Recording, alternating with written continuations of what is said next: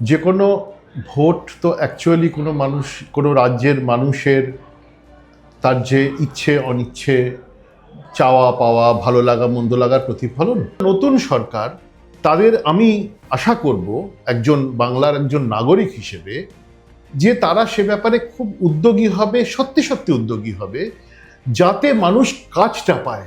তাহলে কিন্তু নির্বাচন কমিশনের ভূমিকাকে মোটামুটিভাবে ত্রুটিমুক্ত এবং নিরপেক্ষ বলতে আমাদের দ্বিধা হওয়ার কথা নয়। প্রত্যেকেই না চায় একটু উপার্জন করতে, অর্জন করতে, নিজের ক্ষমতায় এম্পাওয়ারমেন্ট যেটাকে বলি। পশ্চিমবঙ্গ বিধানসভা নির্বাচন 2026 তার গণনা এবং তারপর ফলাফল যেদিকে সকলেই তাকিয়ে রয়েছেন, আর এই নিয়ে আমরা বিশ্লেষণ করব, জানবো। এই মুহূর্তে আমাদের সঙ্গে রয়েছেন এই সময়ের এক্সিকিউটিভ এডিটর হীরক বন্দ্যোপাধ্যায়। হীরকদা, ইতিমধ্যেই যে ট্রেন্ড সামনে আসছে তার পরিপ্রেক্ষিতে কি মনে হয়, কারণ বিশ্লেষণ করলে কোন কোন দিক পর্যবেক্ষণ দু দলের? দেখো, এখন বিষয়টা হচ্ছে যে দল শাসক দল ছিল তারা এটাকে কিভাবে দেখবে আমি জানি না। তবে আমি এখানে একজন নিরপেক্ষ সাংবাদিক হিসেবে যেটা বলতে পারি সেটা হচ্ছে যে কোনো ভোট তো অ্যাকচুয়ালি কোনো মানুষ, কোনো রাজ্যের মানুষের তার যে ইচ্ছে অনিচ্ছে, চাওয়া পাওয়া, ভালো লাগা মন্দ লাগার প্রতিফলন। সেক্ষেত্রে একটা প্রত্যাশা থেকেই কিন্তু এই ভোট হয়েছে এবার, যেটা আমরা আগে দেখেছি 1977 সালে যখন বামফ্রন্ট ক্ষমতায় এলো বিপুলভাবে, এবং 2011 সালে যখন 34 বছরের বাম শাসনকে হটিয়ে মমতা বন্দ্যোপাধ্যায় ক্ষমতায় এলেন। টাইমের মতো ম্যাগাজিনের প্রচ্ছদে তার স্থান হলো। তাহলে 15 বছর, মানে আমরা ইংরেজিতে বলি 15 ইয়ার্স ডাউন দ্য লাইন, কি হলো অ্যাকচুয়ালি? একটা জিনিস খুব স্পষ্ট, যে মানুষ যাই পেয়ে থাকুক বা যাই হোক না কেন এই 15 বছরে, তারা কোথাও একটা, তাদের মধ্যে একটা বিতরাগ জন্মেছে, একটা অনীহা জন্মেছে, যার খুব স্ট্রং প্রতিফলন হলো। আমরা আগেই আলোচনা করছিলাম যে বাংলায় কখনো ওই কাঁটে কা টক্কর হয় না। আমরা কদিন আগে এই সময় যখন বেশ কয়েকটা এক্সিট পোলের বিশ্লেষণ করেছি, তখনও আমরা আমাদের লেখা যদি তুমি দেখে থাকো বা পাঠক দেখে থাকেন, বুঝবেন যে আমরা কোথাও একটা, তার মধ্যে আমাদের একটা সংশয়ও প্রকাশ করেছি যে হয় এদিকে যায় ওদিকে যায়, ওই 140, 150, 160, 130 উপর হয় না। ইনফ্যাক্ট দেখা গেল তাই হলো। এবং এই ধরনের ক্ষেত্রে যেটা হয়, প্রচুর অভাবিত ঘটনা ঘটে, প্রচুর অভাবিতভাবে বড় বড় প্রার্থী তাদের পতন হয়, তারকা পতন হয়, মন্ত্রীদের বিদায় হয়। সবগুলোই আমরা দেখতে পাচ্ছি এখন আজকের এই মুহূর্তের যা ফলাফল, এই মুহূর্তের ট্রেন্ডে প্রায় শদুয়েকের মতো সেট বিজেপি পাচ্ছে।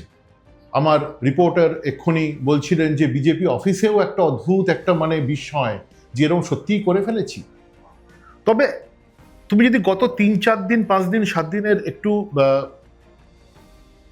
চারদিকে আবহ যেটা ছিল সেটা যদি দেখো, খেয়াল করবে মানুষের মধ্যে 7 দিন কেন, আরো 10-15 দিন, কারণ 23 তারিখ তো প্রথম ভোটটা হয়েছে, মানুষের মধ্যে একটা নীরবতা লক্ষ্য করা গেছে, একটা ডিটারমিনেশন লক্ষ্য করা গেছে, যেটার সবচেয়ে বড় প্রতিফলন হয়েছে 93% ভোটে, যেটা কখনো বাংলায় হয়নি। বাংলা চিরকালই বেশি ভোট দেয় অনেক অন্য রাজ্যের থেকে, তা সত্ত্বেও এবার একটা অভাবিতভাবে ভোট পড়েছে মানুষ। আমি নিজে ভোট দিয়েছি, 5:15 লাইনে দাঁড়িয়েছি প্রায় সল্টলেকে, 30 জনের পরে 6টায়, আমি ঠিক 6:01 ভোট দিয়ে বেরিয়েছি, তখনও 10 জন 12 জন লোকের ভোট দেওয়া বাকি, যেটা সল্টলেকের মতো জায়গায় কখনো ভাবা যায়নি।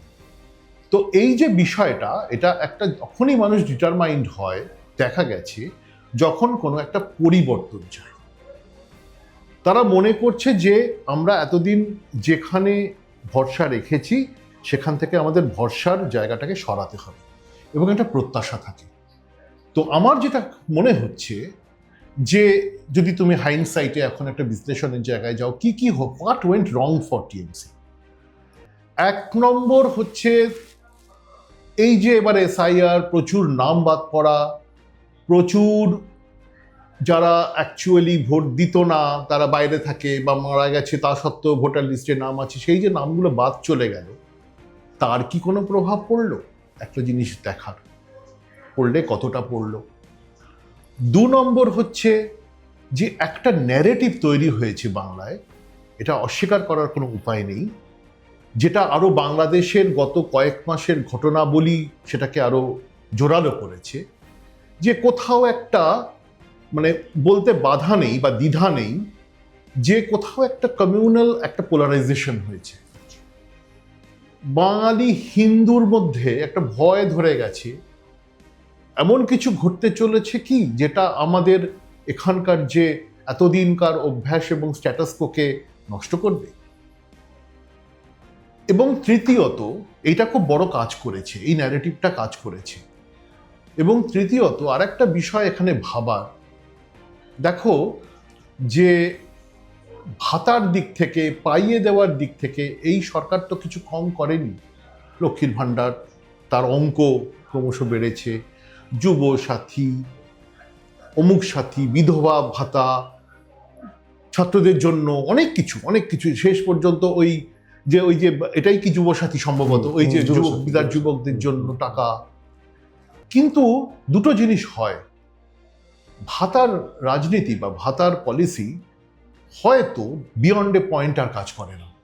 হয়তো মানুষের মধ্যে যেটা পায় প্রথম, যে একটা উত্তেজনা, আনন্দ, ভালো লাগা হয়, সেটা তখন একটা পেয়ে থাকি সিনড্রোমে চলে যায়, তার প্রত্যাশা ক্রমশ বেড়ে যায়।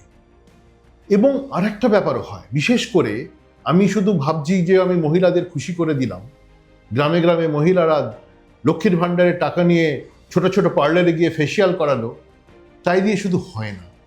প্রত্যেকেই না চায় একটু উপার্জন করতে, অর্জন করতে, নিজের ক্ষমতায়, এম্পাওয়ারমেন্ট যেটাকে বলি। এম্পাওয়ারমেন্টের সঙ্গে হয়তো এটা চলতে পারে, বা এম্পাওয়ারমেন্টের ফলাফলটা পুরোপুরি পাওয়ার আগে পর্যন্ত হয়তো এই ফেজটা রেলিভেন্ট।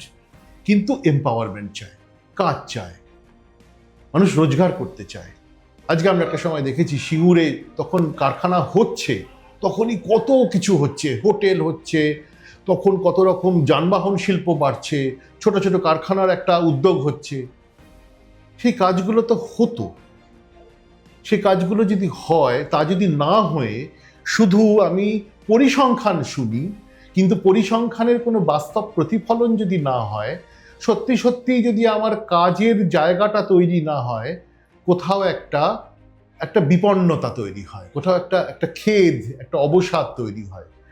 সুতরাং নতুন সরকার, তাদের আমি আশা করব একজন বাংলার একজন নাগরিক হিসেবে, যে তারা সে ব্যাপারে খুব উদ্যোগী হবে, সত্যি সত্যি উদ্যোগী হবে, যাতে মানুষ কাজটা পায়। এই যে পরিযায়ী এত চলে যাচ্ছে, আজকে আমাকে কালকে একজন বললেন যে কুর্গে গেছিলেন, একজন বিখ্যাত মানুষ, তার নাম বলছি না, কুর্গে গেছিলেন, হোটেলে যে কজন কাজ করছে একেবারে ক্লাস 3 ক্লাস 4 স্টাফ সব বাঙালি। তারা বলছে আমরা তো অ্যাকচুয়ালি রাজ্যেই কাজ করতে চাই, রাজ্যে কাজ নেই বলে চলে এসেছি। এই যে কাজ পাওয়ার বিষয়টা, at the end of the day রুটি কাপড়া আর মকান যে আমরা বলি, আমরা শুধু ওই একটা বাড়ি তৈরি করে দিলাম, একটা ঘর দিলাম, তার মধ্যেও তো অনেক রকম ব্যাপার থাকে, তার মধ্যেও তো লোকাল স্তরে বিভিন্ন রকম ইন্টারভেনশন থাকে। এবং যারা লোকাল স্তরে ইন্টারভিন করে, সে শহরে হোক বা গ্রামে হোক, পঞ্চায়েতের মাধ্যমে হোক, পুরসভার মাধ্যমে হোক, তাদের মধ্যে অনেক রকম ঔদ্ধত্যের জায়গা তৈরি হয়। তারাই যেন মানে তাদের দয়া করছে এরকম একটা বডি ল্যাঙ্গুয়েজ তৈরি হয়। এই সবগুলো তো মানুষের মধ্যে কোথাও না কোথাও কাজ করতে থাকে। তারপরে এই শিক্ষকদের ব্যাপারে যা হয়েছে আমাদের, সেটাকে দুর্নীতি বললে দুর্নীতি, অনিয়ম বললে অনিয়ম, কাজ পায়নি এতগুলো ছেলেপুলে, তারা দেখেছে যে মানুষ দেখেছে যে তারা কীরকমভাবে বিপন্ন বোধ করছে, বাচ্চা নিয়ে দিনের পর দিন রাস্তায় পড়ে থেকেছে। এগুলো কি, এগুলো না, এগুলো এমন নয় যে মানুষ প্রত্যেক দিন প্রতিবাদ করে, কিন্তু এগুলো কোথাও কোথাও তাদের মধ্যে একটা কাজ করতে থাকে, বিন্দু বিন্দু করে জল জমার মতো করে জলটা জমে।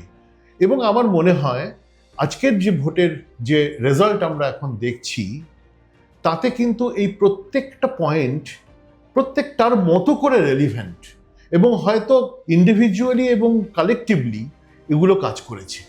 এবং আমার মনে হয় যে সবচেয়ে বড় কাজ যেটা হবে যখন হয়, যেটা অ্যাকচুয়ালি যে কোনো দীর্ঘকালীন সরকার বদলালে যে অ্যান্টি ইনকামবেন্সি তৈরি হয়, যেটা সেই অ্যান্টি ইনকামবেন্সির যে ফিলিংটাকে তো অনার করতে হয় নতুন সরকারকে, তাদেরকে কিন্তু ওই ব্যাপারে খুবই যাকে বলে সিনসিয়ার হতে হবে।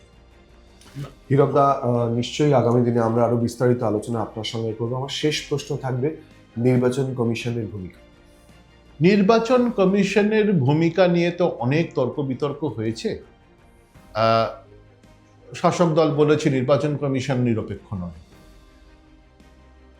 বিজেপি ব্যাপারটার সঙ্গে নিজেকে সেভাবে যুক্ত করেনি, তারা বলেছে নির্বাচন কমিশন নিরপেক্ষ। এবং একটা বিষয় আমি বলতে পারি যে আমি যেদিন ভোটের লাইনে দাঁড়িয়েছিলাম সেদিন যে আলোচনা হচ্ছিল, আমি প্রায় 40-45 মিনিট ভোটের লাইনে দাঁড়িয়েছিলাম। অদ্ভুতভাবে প্রায় 5-6 জন 23 তারিখের ভোট যে শান্তিপূর্ণ হয়েছে এবং সেদিনের ভোটও যে মোটামুটি শান্তিপূর্ণ হচ্ছে সেটাকে অ্যাকনলেজ করেছে। এই অ্যাকনলেজমেন্টটা যদি কোনো ইন্ডেক্স হয় তাহলে আমার মনে হয় মানুষ ওভারঅল এটাতে খুশি। এবং সত্যি কথা বলতে কি, কোনো রাজনৈতিক দলও তো সেরকমভাবে চোখে আঙুল দিয়ে দেখাতে পারেনি যে তোমরা এই কাজটা ভুল করেছো। এবং নির্বাচন কমিশন ফলতার ক্ষেত্রে যেটা ফাইনালি বলল, এমন তো নয় যে শুধু রাজনৈতিক দলকে অভিযুক্ত করেছে। আত্মসমীক্ষা যেটা করেছে নির্বাচন কমিশন অ্যাজ এন ইনস্টিটিউশন, তাদের বলেছে আমাদের অনেক ত্রুটি হয়েছে, আমাদের শস্যের মধ্যে ভূত ছিল। তো নির্বাচন কমিশনের কিছু কিছু কর্তা ব্যক্তি কিছু কিছু কথাবার্তা যেভাবে বলেছেন, সেই কথাবার্তা ঠিক শালীনতা বজায় রেখে বলেছেন কি বলেননি তাই নিয়ে তর্ক বিতর্ক হতে পারে, তাই নিয়ে রাজনীতি হতে পারে, তাই নিয়ে খবর হতে পারে। কিন্তু at the end of the day মানুষ কি দেখে, একটা কথা আছে ইংরেজিতে, the test of the pudding is in the eating. সেটা যদি তুমি দেখো তাহলে কিন্তু নির্বাচন কমিশনের ভূমিকাকে মোটামুটিভাবে ত্রুটিমুক্ত এবং নিরপেক্ষ বলতে আমাদের দ্বিধা হওয়ার কথা নয়। অনেক ধন্যবাদ হীরকদা। আমরা কথা বললাম এই সময় এক্সিকিউটিভ এডিটর হীরক বন্দ্যোপাধ্যায়ের সঙ্গে। নির্বাচনের সমস্ত ফলাফল, তথ্য, আপডেট এবং বিশ্লেষণ আপনাদের সামনে তুলে ধরবো। আর আপনাদের চোখ থাকুক এই সময় লাইভে।